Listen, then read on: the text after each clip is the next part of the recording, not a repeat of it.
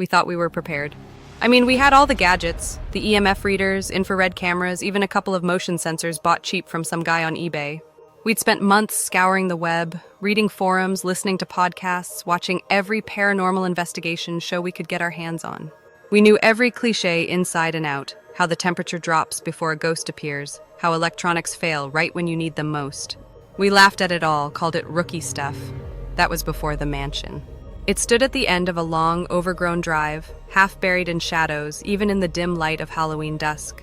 Years of neglect had turned its once grand facade into a decaying skeleton of a house, the windows dark, the walls sagging. Locals wouldn't go near it. They said it was cursed, that anyone who entered never came back quite the same. People went insane but left raving, others, well, no one ever saw them again. We thought it was just stories, something to spook kids into staying out of places they shouldn't be. But standing there in front of the iron gates, staring at that rotting monument to bad decisions, I could feel it. Deep down, a coldness curling in my gut, twisting like a coiled snake. We should have turned back. I should have said something. But the others were already laughing, adrenaline buzzing through them like caffeine. Let's get inside before the real monsters show up. Cops, Old Man Withers, whatever. The words were spoken with a laugh, but it didn't reach his eyes. It's always like that, isn't it? Everyone's fearless until they're face to face with the unknown. The gates groaned as we pushed them open, a sound that could have been metal scraping or something far older, far deeper. We crossed the threshold, my heartbeat suddenly loud in my ears, and I told myself it was just nerves. We weren't amateurs, right? We had this. Inside, the mansion was worse than I imagined. The air felt heavy, oppressive, like it was pushing down on you, making it hard to breathe. The floorboards creaked under our weight, each step echoing through the hollow house, like the place itself was whispering, "We see you." We set up quickly. The others busied themselves with their gear, the click of buttons and the hum of electronics a comfort. The living room was huge, its ceiling soaring into the dark, the chandelier above long dead, dangling like a corpse from a noose. Faded wallpaper peeled in long curling strips, revealing the bones of the house beneath. Old portraits lined the walls, their eyes following us wherever we moved. No one had lived here in decades, but it didn't feel abandoned. It felt watched. I wasn't the only one who noticed. The jokes had stopped, replaced with nervous glances, shaky hands. But none of us would admit it. Instead, we gathered in the center of the room, forming a circle around the main camera, eyes darting to every shadowed corner. It felt stupid to be scared, but none of us could shake it. The moment we turned the camera on, the temperature dropped. No warning, no gradual cooling. It was instant, like someone had thrown open a freezer door.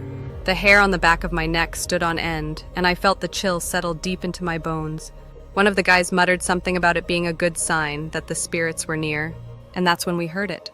A low thump coming from upstairs. Probably just the house settling, someone said, their voice too high, too quick. But we knew better. We knew. We moved toward the staircase, flashlights sweeping across the old wooden steps. The thumping continued, slow and rhythmic, like something heavy being dragged across the floor. As we climbed, the sound grew louder, more distinct, the weight of each step creaking underfoot. When we reached the top, the air was colder than below, sharp enough to bite. The hallway stretched ahead of us, lined with closed doors. The thumping had stopped. For a second, we just stood there, not saying a word, breath fogging in the frigid air. The silence pressed down like a hand around our throats. Then, bam! The first door to our left slammed open, the force of it sending a gust of wind through the hall. We jumped, our flashlights scattering wildly across the walls, catching glimpses of something moving, something wrong, in the shadows. "Jesus, what was that?" someone whispered, voice trembling. No one answered. We edged closer, step by agonizing step, peering into the room from which the noise had come. The door had flung itself wide open, but the room itself was empty. Not a single piece of furniture, no sign of life. Just 4 bare walls and a floor covered in dust so thick you could write your name in it. Except there were footprints. In the dust. Leading from the far corner of the room to where we stood. Footprints that ended abruptly just inches from my own feet. The breath caught in my throat. Then came the whisper. Not loud, not obvious, just a faint sound like a sigh right next to my ear. I turned, heart hammering, but there was nothing. No one. Until the floorboard creaked. Not behind us. Not from the hall, but beneath me. As I looked down, the floor shifted ever so slightly under my weight, the wood groaning as though something beneath it was struggling, pressing up against the boards. My stomach dropped, and I stumbled back, dragging my flashlight beam over the floor. That's when I saw it. Fingers. Pale, lifeless fingers, curling through the cracks between the floorboards. Grasping, as if trying to pull themselves free from whatever was buried below. Then the board snapped, and something screamed. The scream, it wasn't human. It was something far worse. A high-pitched, agonized wail that tore through the house, vibrating through the walls like they were made of bone and sinew. The fingers under the floor thrashed violently, bending the wood as if it were nothing more than brittle twigs. My flashlight flickered, sputtering on and off, casting long, jagged shadows across the room. The floorboards heaved, buckling beneath us like something was trying to force its way out. "We need to get out of here, now!" someone shouted, panic rising in their voice. No one argued. We turned, bolting back down the hallway toward the staircase, but that sound, the scream, followed us, chasing us, growing louder, more desperate with every step we took. As we hit the stairs, the whole house seemed to breathe with us, the walls expanding and contracting, the air thickening like we were moving through a swamp. My legs felt heavy, my body sluggish, like the mansion itself didn't want to let us go. "Don't stop," I yelled, but it felt like we were running in slow motion. The staircase stretched out impossibly long in front of us, each step an eternity. The shadows along the walls seemed to be reaching, stretching, growing, twisting into shapes that shouldn't exist. Then halfway down I heard it, footsteps. Not ours. Something was following us. I glanced back just for a second and saw it. At first, I thought it was one of us. It had the shape of a person, tall, its head tilted slightly forward as it moved down the hallway in long, slow strides. But as the light hit it, I saw the face, or rather, the absence of one. Its skin was pale, almost translucent, with dark, empty pits where eyes should have been. Its mouth was a gaping black hole, a perfect circle that seemed to widen the longer I looked. And the smell, God, the smell. It hit me like a wave, rot, decay, like the mansion had been festering for centuries and now all that death was spilling out into the open. I screamed, couldn't help it, and that's when it moved. Not walked, not ran, but lunged, gliding down the hallway with inhuman speed, its head snapping unnaturally to one side, its empty eyes locking onto mine. I could feel its cold gaze as if it were drilling into my skull, freezing me in place. One of the others grabbed me, yanking me forward, snapping me out of whatever trance that thing had put me in. We stumbled down the rest of the stairs, half falling, half running, until we hit the main floor, gasping for breath. The house groaned around us, the walls seeming to shift, to breathe. The shadows danced unnaturally in the flickering light of our flashlights. It felt like the mansion was alive, watching us, feeding off our fear. "We have to close the portal," someone said breathlessly, their voice trembling. "That's why it's happening. We opened something. It's coming for us." I wanted to argue, to say that was crazy, but the truth clawed at the back of my mind. This wasn't just a haunting. We hadn't just stirred up some lingering spirit. We had opened something far worse. A door slammed upstairs. Then another, and another. One by one, in rapid succession, like dominoes falling. Whatever was up there wasn't alone. A cold wind gusted through the house, even though every window was shut and the front door had remained closed since we entered. It rushed past us, carrying whispers on the air, words I couldn't quite make out, but the meaning was clear. Leave or die. We ran for the front door, but it slammed shut before we could reach it, the sound echoing through the house like a gunshot. Someone grabbed the handle, yanking it hard, but it wouldn't budge. It was like the whole house had locked us in, trapping us inside with them. The whispers grew louder, the air colder, as though the mansion itself was drawing breath, preparing for something worse. And then the lights went out.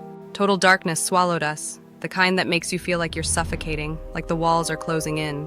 My heart pounded in my chest, every beat echoing in the pitch-black silence. I heard footsteps again, this time closer. Slow, deliberate, like whatever was following us didn't need to rush. It knew we had nowhere to go. My flashlight flickered back to life, but the beam was weak, barely enough to cut through the darkness. I swung it around the room, desperate to find the others, but my stomach dropped when I saw the bodies. 3 of them, lined up perfectly along the far wall, as if they'd been there the whole time. But they weren't ours. They looked like us. The same clothes, the same faces. But their eyes were hollow black holes, just like the thing upstairs. They weren't bodies, they were dolls. Lifelike, too perfect, as if someone, or something, had recreated us just to show us what was coming. The whispers turned into laughter, echoing through the room, high-pitched, mocking. The air turned colder still, the walls seeming to pulse, as though the house itself was alive and breathing around us. Then the thing from up, not with words, but with the sound of creaking wood and rattling chains. And in that moment I knew. We hadn't just opened a portal, we had taken its place. The laughter. God, it was everywhere now. In the walls, the floor, the ceiling, surrounding us, pressing in like the air itself was mocking us. I couldn't move. None of us could. We just stood there, staring at those lifelike dolls that weren't quite us, knowing deep down that something had made them, that something had been watching us, learning, crafting those twisted copies while we fumbled around thinking we had the upper hand. The thing from upstairs was still coming. I could hear it now, its slow, heavy steps descending the staircase, each one deliberate, each one closer than the last. It was toying with us, taking its time, like a cat with a half-dead mouse. And then the lights flickered again. For just a split second I saw the others, my friends, standing by the door, wide-eyed, their faces pale in the sickly glow. But something was wrong. They weren't looking at me. They were looking past me, their expressions frozen in horror, like they'd seen something I couldn't. The light went out again. In the darkness, I felt it, the cold breath on the back of my neck. Something close, too close. Close enough to touch me. I turned, swinging the weak flashlight beam wildly through the air, but there was nothing. Just blackness. My breath came in short gasps, the room spinning, the weight of the house pressing down harder and harder, like the walls were closing in on us. We need to close the portal," someone whispered, their voice trembling, barely holding it together. "We can't leave it open. If we do, it'll—" The rest of the sentence hung in the air, unfinished, but we all knew what it meant. Whatever we had unleashed, it wouldn't stop with us. It wouldn't stop with this house. But the problem was, none of us knew how to close it. We weren't professionals. We were just playing at this, chasing a thrill, trying to prove something to ourselves. I glanced around, half expecting the answer to be written on the walls or scrawled in some dusty old book, but there was nothing. Just those dolls, staring at us with their hollow eyes, their twisted mouths frozen in faint, mocking smiles. Another footstep. Closer. The air grew heavier, colder. I could feel the presence of that thing, now, watching us, feeding off our fear. Every breath felt like I was breathing in ice, my lungs burning with the effort. And then, all at once, the temperature plummeted. It felt like someone had opened a door to the Arctic, the cold so intense that my skin burned. My breath hung in front of me in thick clouds, but worse than the cold was the feeling, like something was moving through the air itself. Something invisible, crawling just under the surface, waiting for the right moment to strike. That's when I heard it. A voice. Low, whispered. Right by my ear. "You don't belong here." I whipped around, but there was nothing. Just empty air as cold as death. Suddenly the walls shuddered. A deep rumbling sound echoed through the house like a beast awakening from a long slumber. The floor beneath us trembled, and for a moment I thought the entire mansion was going to collapse on top of us. We needed to move. Now. One of the others grabbed my arm, yanking me toward the back of the room, toward a door we hadn't noticed before. It was old, rotting, the wood splintered and decayed, but it was the only way out. The moment we opened it, a blast of icy wind hit us, carrying with it the unmistakable stench of decay. The air was thick, choking, like it had been trapped down there for centuries. But we had no choice. We descended the narrow, winding staircase, deeper into the belly of the mansion, each step creaking underfoot. The deeper we went, the worse it got. The temperature dropped further, the cold biting into our skin, and the air became thick with the smell of rot and earth. The walls were slick with moisture, and I could feel something crawling along the back of my neck, something wet and cold. I slapped at it, but there was nothing there. The stairs finally ended, leading us into a cavernous basement, the ceiling so low I had to duck my head. It was pitch black, but even in the darkness, I could sense the space was huge, far bigger than the house above should have allowed. It didn't make sense, but nothing about this place did anymore. We fumbled with our flashlights, and when they finally flickered back on, I saw what we had stumbled into. There, in the center of the room, was a pit, a deep, yawning chasm that seemed to go down forever. Surrounding it were crude symbols scrawled in something dark and sticky that I prayed wasn't blood. The walls were lined with shelves, each one filled with jars, glass jars filled with things, bits of bone, teeth, fingernails. The realization hit me like a punch to the gut. This wasn't just a basement, it was a shrine. A temple to something ancient, something terrible. The portal. I couldn't tear my eyes away from the pit. It called to me, pulling at something deep inside, like it wanted me to come closer, to peer into the darkness, to see what was lurking down there. One of the others stepped forward, closer to the edge, their eyes wide, their face pale. "Don't," I whispered, my voice barely audible. But it was too late. They were already leaning over, peering down into the abyss. That's when the hand shot up. It wasn't human, long, thin fingers, slick with something dark, nails sharp as razors. It grabbed them by the throat and yanked them into the pit with a speed that defied logic. They didn't even have time to scream. Just like that, they were gone. I froze. We all did. The shock of it, The speed, it was like our brains couldn't process what had just happened. Then from the pit came the whisper again. "You don't belong here," and something started climbing out. The thing clawed its way out of the pit with grotesque fluid movements. Its long fingers scraped against the stone floor, pulling its twisted form upward. It was human-shaped, but it wasn't human. Its skin was a sickly gray, stretched too tight over bones that jutted out at impossible angles. Its face a mangled mask of something that might have once resembled a person before it was reborn in whatever hell this mansion had created. Its eyes, no, its holes where eyes should have been, stared blankly, but they felt all-seeing. We stumbled back, but there was nowhere to go. The room pressed in on us, shrinking as though it too was alive and closing its jaws. The thing stood on the edge of the pit now, dripping some black, oily liquid that stained the floor where it fell. The air turned thick with a rancid, metallic stench, so strong that it made my stomach churn. We needed to run, to get out of this place, but my legs wouldn't move. None of ours did. We were frozen, paralyzed by a fear that ran deeper than anything I'd ever felt. And then it spoke. Not with its mouth, God, that mouth never moved, but with the sound of nails scraping glass, of bones snapping, of everything breaking at once. "You opened the door." It wasn't a question. It was a fact. A sentence. We had opened something that was never meant to be opened. "We didn't mean to," one of the others whispered, but their voice cracked with terror. We didn't know.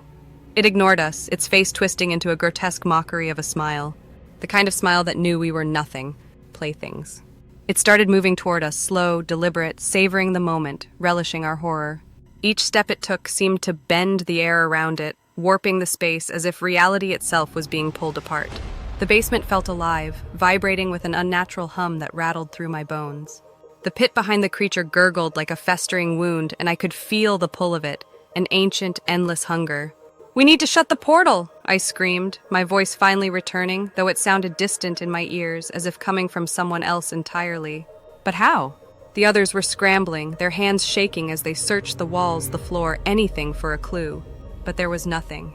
No sigil, no spell, no secret incantation that would reverse what we had done. We were just kids messing with things we didn't understand. The creature was almost upon us now. I could smell it, wet, decayed flesh. Its breath was cold, icy, like the air of a crypt, and every instinct in my body screamed to run, but my legs were leaden, my feet rooted to the spot. And then it reached for me. I flinched, expecting pain, but all I felt was cold. A deep, all-consuming cold that flooded my body, numbing me from the inside out. It wasn't killing me, it was claiming me. That's when I realized we had never been meant to survive. We had been chosen. The moment we stepped through the gates, the house had marked us. We weren't ghost hunters. We were sacrifices. In that instant, my mind raced. The dolls, those replicas of us, had been warnings. No, not warnings. Replacements. The house didn't need us to escape. It just needed our likenesses. Our souls, our essence, whatever made us, would stay behind, trapped forever in this mansion while those things wore our faces and walked out the front door. The others were staring at me, their eyes wide with terror. They hadn't figured it out yet, hadn't realized that we were already dead, that we had been since the moment we walked in. "I'm sorry," I whispered, though I didn't know who I was apologizing to. Maybe to them, maybe to myself. The creature's hand was on my chest now, cold fingers sinking into my skin like it was soft clay. I could feel my heart slowing, the rhythm of my life ebbing away. Then the lights flickered again and I saw it. Standing in the corner of the room, half hidden in shadow, was me. But it wasn't me, it was the doll. The thing the house had created to replace me. Its face was blank, eyes empty, but it smiled, my smile, twisted and wrong. It tilted its head, as if to say thank you, then turned and walked toward the stairs, its movements smooth, fluid, perfect. It was leaving, and I realized that this was it. This was the moment. When that thing walked out of this house, it would be me, living my life, wearing my skin, my face, while I rotted here, forgotten. "No," I croaked, but the cold was spreading now, up my neck, across my face, freezing me from the inside out. The others saw it too. The dolls, they were all there now, perfect replicas of each one of us, standing in a row by the stairs, waiting for their turn to leave. "No!" someone screamed, but it was already too late. The last thing I saw before everything went black was the creature's face, inches from mine, its twisted smile widening, and that cold, rasping voice whispering, "You're home now."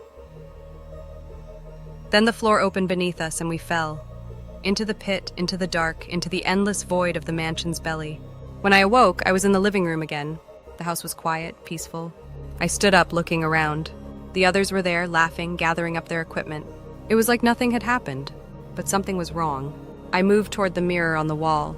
My reflection stared back at me, perfect in every detail, except for the eyes. They were black, hollow pits, just like the ones in the basement. And that's when I knew we hadn't escaped. We never would.